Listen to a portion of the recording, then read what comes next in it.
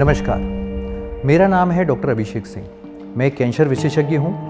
पिछले 18 सालों से कैंसर के मरीजों से, उनके घर वालों से बातचीत करते समय मुझे ये पता चला कि समाज में कैंसर को लेके, उसकी जांचों को लेके, उसके इलाज को लेके बहुत सारे भ्रम फैले हुए हैं, बहुत सारे डर फैले हुए हैं। इन भ्रम और इन डरों के कारण से सही समय पर ना तो मरीज़ ना उनके घर वाले सही निर्णय ले पाते हैं कि इलाज कराना है कि नहीं कराना है, जांच करानी है कि नहीं करानी है। मैंने अपने जीवन का मिशन बनाया है कि कैंसर और उससे संबंधित जितने भी भ्रम हैं उनको मुझे ज़्यादा से ज़्यादा दूर करना है। जो कैंसर से लड़ के मरीज़ ठीक हुए हैं उनकी कहानियों को घर घर तक पहुंचाना है, ज़्यादा से ज़्यादा लोगों तक सही जानकारी पहुंचानी है, ताकि सही समय पर सही निर्णय लेकर बहुत सारे मरीजों की जान बचाई जा सके, जो कि आजकल देखने में कम आ रहा है। मैं चाहता हूँ, मेरी आपसे रिक्वेस्ट है, हाथ जोड़कर प्रार्थना है कि इस मिशन में मेरा सहायक बने, ज़्यादा से ज़्यादा लोगों तक ये जानकारियों को पहुँचाएँ, भ्रम को समाज में दूर करें और ज़्यादा से ज़्यादा जान बचाने में मेरी सहायता करें और सहायक बनें। जैसे नॉर्मली लोग अपनी लाइफ जीते हैं, मैं भी बहुत जिंदा दिल, खुश रहने वाला, लोगों के साथ हंसी मजाक करने वाला व्यक्ति हूँ और ज़िंदगी को इसी लिहाज से जीना चाहता हूँ। अचानक एक दिन मेरी ज़िंदगी में एक ऐसा मोड़ आता है जो मुझे कुछ सोचने पे, कुछ विचारने पे मजबूर करता है। और ज़िंदगी मेरी आराम से चल रही थी, एक दिन अचानक मुझको लगा कि मेरे गर्दन के पास में कुछ नोट जैसी हो रही है। तो धीरे धीरे मैंने एब्जॉर्ब किया, मैंने फील किया और अपने मिलने वाले डॉक्टर हैं उनके साथ में उसको डिस्कस किया। फिर पता लगा कि अभी कुछ नहीं है, ये नॉर्मली फैट की नोट है आपके, इसको टेस्ट करा दें, ऐसे ही इसकी मेडिसिन लेते हैं। कैजुअली तौर पर मैंने दिखाया, बात की डॉक्टर से, उनको रिजॉल्व किया। जो प्राइमरी मेडिसिन होती है वो मैंने इसको ली।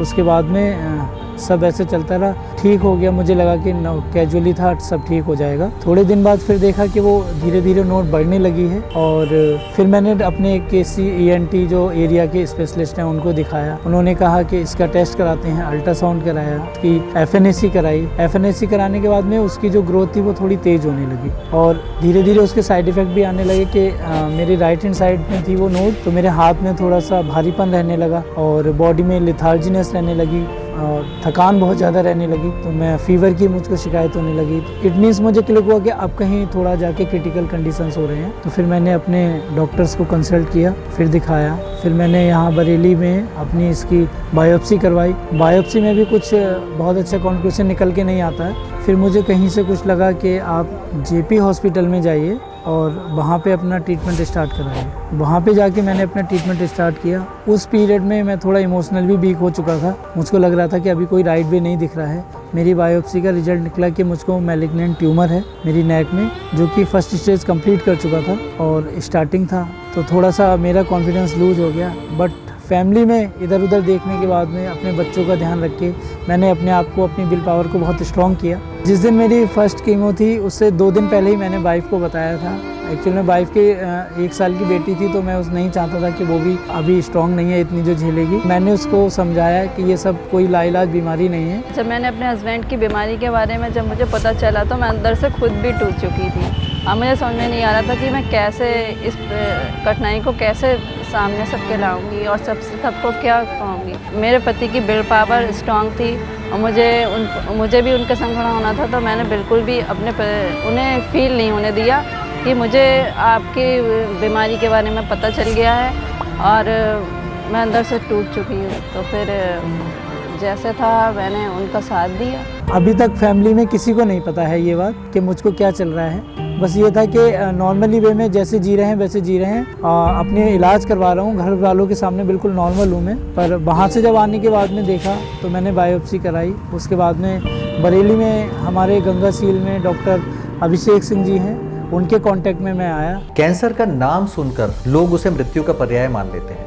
सुनते ही पूरे घर में डर फैल जाता है, रिश्तेदार डर जाते हैं, मोहल्ले वाले डर जाते हैं और मरीज का तो आप सोच ही सकते हैं कि उनकी क्या हालत होती होगी। लेकिन कैंसर कोई एक बीमारी नहीं है, लगभग 250 बीमारियों का समूह है और अलग अलग प्रकार के हैं, उनकी प्रोग्नोसिस अलग अलग है। बहुत सारे कैंसर ऐसे हैं जिसमें ऑब्जर्वेशन करना होता है, बहुत सारे ऐसे हैं जिसमें लो डोज या ओरल थेरेपी से उनको कंट्रोल किया जा सकता है, हार्मोनल थेरेपी से कंट्रोल किया जा सकता है। बहुत सारे कैंसर ऐसे हैं जिसमें बहुत हाई डोज कीमोथेरेपी देना पड़ता है, ICU में एडमिशन देना पड़ता है। इस तरह से कैंसर बहुत एक बड़ा स्पेक्ट्रम है जो कम हल्की बीमारी से शुरू होकर बहुत भारी बीमारी तक जा सकता है। संजीव कुमार जी जब हमारे पास आए थे तो उनकी बीमारी डायग्नोज हो चुकी थी, लिम्फोमा उनको पता चला था, हॉजकिंस लिम्फोमा था और वो बहुत परेशान और बहुत घबराए हुए थे। उनकी जब हमने कीमोथेरेपी शुरू करी उससे पहले उनको उनके परिवार को हमने बहुत अच्छे से समझाया था कि इसमें ठीक होने की बहुत अच्छी संभावनाएं होती हैं, लेकिन समय पर इलाज होना चाहिए, टाइमली प्रोटोकॉल के हिसाब से पूरा थेरेपी होना चाहिए। सर ने मुझे इमोशनली फिजिकली बहुत सपोर्ट किया। वहीं से मेरी कीमो स्टार्ट हुई और 2017 10 अगस्त को मेरी पहली कीमो हुई। उसी दिन मेरी बेटी का बर्थडे था, तो इट मीन्स कि मेरे लिए ये बहुत बड़ा दिन है, हमेशा याद रहेगा कि उस दिन मैंने अपना ट्रीटमेंट स्टार्ट कराया और डॉक्टर साहब ने डे बाई डे मुझको हेल्थ इंप्रूव होने के टिप्स दिए, सहारा दिया। एक और जो हमारे पास लिमिटेशन था वो ये था कि वो साथ में काम भी करते रहना चाहते थे। ऐसे में सपोर्टिव केयर और न्यूट्रिशनल केयर ये सब चीज़ें बहुत इंपॉर्टेंट रोल प्ले करती हैं कि मरीज का शरीर मजबूत बना रहे, उसको कमजोरी ना आए। तो अगर शरीर लड़ पा रहा है बीमारी से तो दवाइयों का भी रेस्पॉन्स और बेहतर आता है। हमने पूरी कोशिश करी कि उनको जो दवाइयाँ चलें वो पूरी डोज में चलें, उसके साथ उनको कमजोरी ना आए, उनकी थेरेपी अच्छी रहे, भूख बनी रहे और खाना पीना अच्छा बना रहे और जहाँ जहाँ उसमें सपोर्ट की जरूरत थी हमने न्यूट्रिशनल सपोर्ट दिया। अपनी 10 कीमो के सेट कराने के बाद में अपने दोबारा से पेट स्कैन कराया था। कम्प्लीटली 100% जीरो, बिल्कुल भी मेरा ट्यूमर जो था रिजॉल्व हो चुका था और वो दिन मेरी ज़िंदगी का बहुत खुशनसीब दिन था। अपने उस क्रिटिकल फेज के लिए याद करके उसको दोबारा से ना हो, डॉक्टर साहब का बहुत ज़्यादा शुक्रगुजार हूँ। उन्होंने हर समय पे मेरा साथ दिया है और आज भी मैं उनके कांटेक्ट में हूँ, वो हमेशा मेरा सपोर्ट करते हैं। घर में मम्मी पापा थे, उनको भी समझाया कि कोई इतनी बड़ी परेशानी नहीं है और एक भगवान के रूप में डॉक्टर अभिषेक मिले, उन्होंने बहुत अच्छा गाइड करा और उनके ट्रीटमेंट से आज मेरे पति मेरे साथ हैं और अच्छी ज़िंदगी हम लोग जी रहे हैं। उस कंडीशन को, उस क्रिटिकल फेज को मेरे साथ में उन्होंने बहुत प्यार से, सहानुभूति से सहा है। जितना मैंने सर्वाइव किया है उन्होंने भी सर्वाइव किया है और आज उनके साथ की बदौलत मैं यहाँ हूँ आप सबके सामने। कोई भी समय जब आता है आपकी लाइफ में तो परेशानियाँ तो लेके आता ही है, पर आपके साथ में जो लोग हैं आप उनका ध्यान रखिए, अपनी विल पावर को स्ट्रॉन्ग रखिए, समय से अपना मेडिकेशन कराइए तो आप हर चीज़ को पॉसिबल कर सकते हैं। मेरी फैमिली के साथ में मैं बहुत खुशहाल ज़िंदगी अपनी जी रहा हूँ, अपने ट्रैक पे हूँ, जॉब करता हूँ मैं। मेरे 2 बच्चे हैं, एक मेरा 10 इयर्स का बेटा है जो 5 स्टैंडर्ड में पढ़ता है और 5 इयर्स की बेटी है मेरी।